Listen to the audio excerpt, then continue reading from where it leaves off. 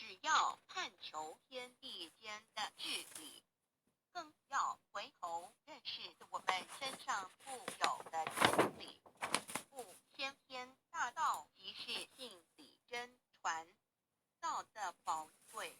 并不在于它有什么神秘稀有或特殊之处，而是在于它平时，但我们却时时刻刻离不开它的本体与妙用。我们反观一下自身，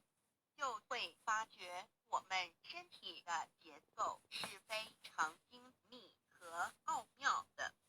我们轻轻地握一下手，就算是这么简单的一个动作，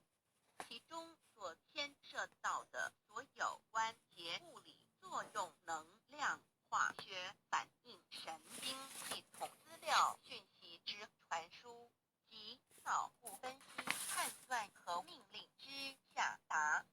以目前全世界的